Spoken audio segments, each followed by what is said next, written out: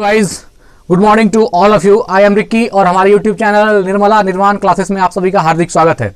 तो इसके पहले हम लोगों ने देखा था लुसेंट टॉपिक से जो हिस्ट्री था प्राचीन भारत का, सिंधु सभ्यता चल रहा था। इसके पहले हम लोगों ने सिंधुवासी जो है मोहनजोदड़ो के बारे में, हड़प्पा के बारे में पढ़ा था और भी बहुत सी इनसे जुड़ी जानकारी थी।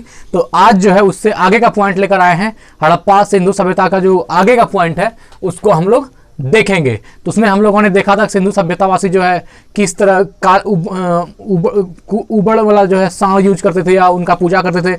वहाँ का जो सबसे ज़्यादा मृण्मय मूर्तियाँ जो मिली है स्त्री की, जिससे मालूम होता है कि वो मातृसत्तात्मक था वो सभ्यता। तो ये सब चीज़ें हम लोग पढ़े थे और आज देखिए उससे आगे का पॉइंट है। आइए स्टार्ट करते हैं। तो क्या है पहला, सिंधु सभ्यता के लोग काले रंग से डिजाइन किए हुए लाल मिट्टी के बर्तन बनाते थे।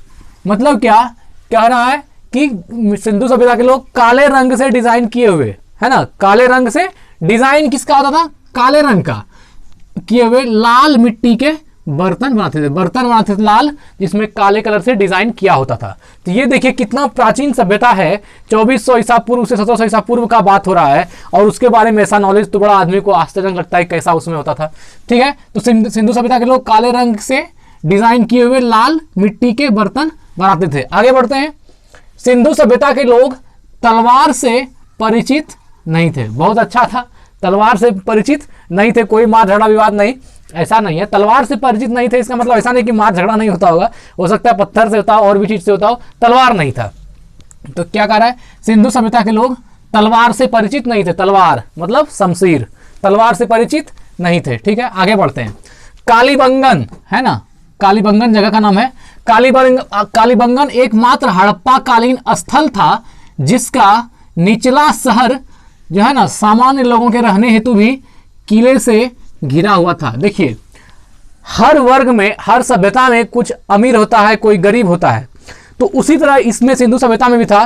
तो जो लोग अमीर होते थे, जिन लोगों के पास अच्छी संपत्ति होती थी, उनका जो रहने का स्थान होता था ऊंचाई पर होता था, और जो लोग सामान्य लोग हैं उनके रहने के लिए जो स्थान होती थी वो थोड़ा नीचे में होता था।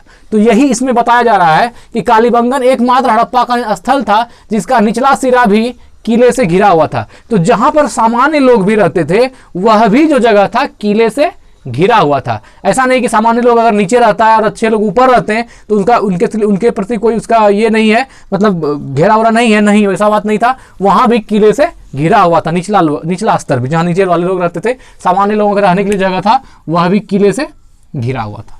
आगे पॉइंट पर आते हैं। ये सब देखिए, सब ऑब्जेक्टिव याद रखिएगा। कालीबंगन का अर्थ काली चूड़ियां है। बहुत इंपॉर्टेंट क्वेश्चन है। कालीबंगन का अर्थ क्या होता है? कालीबंगा स्थान है, उसी के नाम पर पड़ा है। और कालीबंगन का अर्थ क्या होता है? तो काली चूड़ियां होता है। कालीबंगन का अर्थ काली चूड़ियां है। कालीबंगा से पूर्व हड़प्पा स्तरों, कालीबंगन से पूर्व हड़प्पा स्तरों के खेत जोते जाने के और अग्नि पूजन की प्रथा के प्रमाण मिले हैं। मतलब क्या कह रहा है, कालीबंगन से पूर्व जो हड़प्पा स्तरों के खेत, हड़प्पा स्तरों के खेत जुते हुए मिले हैं, है ना। खेत जोते जाने मतलब खेत जोता जाता था, इस बात की मतलब कृषि का ज्ञान था उन लोगों को। खेत जोते जाने और अग्नि पूजा की प्रथा, अग्नि पूजा की प्रथा का भी प्रमाण मिला है। तो खेत का जोता जाना और अग्नि प्रथा का एविडेंस जो है मिला है किसमें? कालीबंगन से पूर्व हड़प्पा स्तरों के खेतों में। आगे बढ़ते हैं। पर्दा प्रथा है ना, पर्दा प्रथा आज भी है कुछ सभ्यताओं में। तो पर्दा प्रथा एवं वेश्यावृत्ति, वेश्यावृत्ति प्रोस्टिट्यूट समझते ही हैं, प्रोस्टिट्यूशन। तो पर्दा प्रथा एवं प्रोस्टिट्यूशन सिंधु सभ्यता में प्रचलित थी। ये वेश्यावृत्ति और पर्दा प्रथा भी जो है सिंधु सभ्यता में प्रचलित था। आगे बढ़ते हैं। शवों को जलाने, है ना, शव को जलाने एवं गाड़ने, यानी दोनों प्रथाएं प्रचलित थी। कहीं कहीं शव को जलाया भी जाता था और उनको गाड़ा भी जाता था, मतलब दफनाया भी जाता था। तो दोनों ही प्रथाएं प्रचलित थी हड़प्पा सभ्यता में।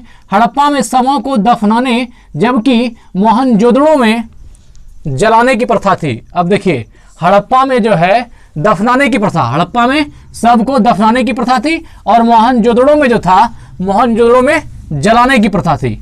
शवों को जलाने की प्रथा मोहनजोदड़ो में थी और हड़प्पा में दफनाने की, हड़प्पा में शव को दफनाने की प्रथा थी। ठीक है ना, हड़प्पा दफनाना और मोहनजोदड़ो जलाना, है ना। अब आगे बढ़ते हैं। लोथल एवं कालीबंगा, है ना, जगह है लोथल जहां से चावल के साक्ष्य मिले हैं, लोथल एवं कालीबंगा में युग्म समाधियां मिली है। देखिए युग्म माना जोड़ा, जोड़ा माना पेयर, तो युग्म समाधि मिलने का मतलब है, समाधि मिलना मतलब एक आदमी डेथ किया, उनके सब को हम समाधिस्थ कर दिए जमीन में, लेकिन युग्म समाधि मिलने का मतलब है कि पेयर के साथ दो आदमी को एक साथ दफनाया जाना, तो ये क्या होगा युग्म। तो लोथल एवं कालीबंगा में युग्म समाधियां मिली है, मतलब कि दो आदमी एक साथ, एक जोड़ा जो है जमीन में दफनाया हुआ मिला है ऐसा। सैंधव सभ्यता के विनाश का संभवतः सबसे प्रभावी कारण बाढ़ था। सैंधव सभ्यता जो विनाश हो गई, इसका जो सबसे प्रभावी कारण कोई देखा तो नहीं है, लेकिन जो कारण अंदाज लगाया गया वो क्या माना गया है कि बाढ़ से जो है वो सभ्यता भ्रष्ट हो गई। अगर आप ऋतिक रोशन का मूवी देखिएगा मोहनजोदड़ो, उसमें भी आप देखिएगा गंगा बाद में सभ्यता से ही, बाढ़ से ही वो खत्म हो जाता है। तो ये क्या कर रहा है, सैंधव सभ्यता के विनाश का संभवतः प्रभावी कारण जो है बाढ़ को ही माना जाता है, बाढ़ था। तो ऑब्जेक्टिव याद रखना ये सब। सैंधव सभ्यता में आग एवं पकी हुई मिट्टी को टेराकोटा कहा जाता था, है ना। पकी हुई मिट्टी को, सैंधव सभ्यता में जो पकी हुई मिट्टी होती थी, सैंधव सभ्यता में आग में पकी हुई मिट्टी को, आग में जो मिट्टी पक जाती थी उसका नाम क्या होता था, टेराकोटा। क्या नाम होता था, टेराकोटा कहा जाता है। तो याद रखना है, सैंधव सभ्यता में आग में पकी हुई मिट्टी को टेराकोटा कहा जाता है। तो ये सब ऑब्जेक्टिव था। अब जो है इसके बाद देखना है सिंधु काल में विदेशी व्यापार। सिंधु के समय में, सिंधु सभ्यता में भी जो व्यापार वगैरह होता था, तो उसके बारे में भी है कि विदेशी व्यापार कहाँ से क्या लेते थे, कहाँ से कैसे उन लोगों का आयात निर्यात एक्सपोर्ट इंपोर्ट होता था, उन चीज़ों को देखते हैं। आइए इधर दिया हुआ लिस्ट आप देखिए, इधर आयातित वस्तुएं हैं, आयातित वस्तुएं जो भी चीज़ें इंपोर्ट की जाती थी और प्रदेश जहाँ से उनको लिया जाता था। तो सबसे पहला है तांबा। क्या है, तांबा। तो तांबा कहाँ से, खेतड़ी से। खेतड़ी कहाँ है, राजस्थान में। खेतड़ी बलूचिस्तान और ओमान से, है ना। तो तांबा कहाँ से आयात की जाती थी सिंधु सभ्यता में, खेतड़ी से, बलूचिस्तान से और ओमान से। फिर है चांदी। चांदी कहाँ से आयात की जाती थी, अफगानिस्तान और ईरान से। चांदी कहाँ से, अफगानिस्तान से और ईरान से। सोना, सोना कहाँ से आयात किया जाता था, ये कर्नाटक से और अफगानिस्तान से और ईरान से। सोना कहाँ से, सोना कर्नाटक से, अफगानिस्तान से और ईरान से आयातित की जाती थी। फिर है टीन। टीन कहाँ से आयातित किया जाता था सिंधु सभ्यता में, तो टीन जो है अफगानिस्तान से और ईरान से, अफगानिस्तान और ईरान से टीन आयातित किया जाता था। फिर है गोमेद। गोमेद कहाँ से आता था, सौराष्ट्र से। गोमेद कहाँ से आता था, सौराष्ट्र से आयातित की जाती थी। अगला है लाजवर्थ। लाजवर्थ कहाँ से जो है आयातित की जाती थी, तो ये मेसोपोटामिया से, है ना। ये जो लाजवर्थ है ये कहाँ से, मेसोपोटामिया से आयातित की जाती थी। और सीसा, सीसा कहाँ से आता था, सीसा सिर्फ ईरान से आता था। सीसा कहाँ से आता था, ईरान से आता था। तो ये जो भी वस्तुएं आयातित की जाती थी सिंधु सभ्यता में, विदेशी व्यापार जो होता था उसके बारे में हम लोग देखें कि आयातित वस्तुएं हैं और एक तरफ प्रदेश है, तो कौन सी चीज़ें कहाँ से ली जा रही थी।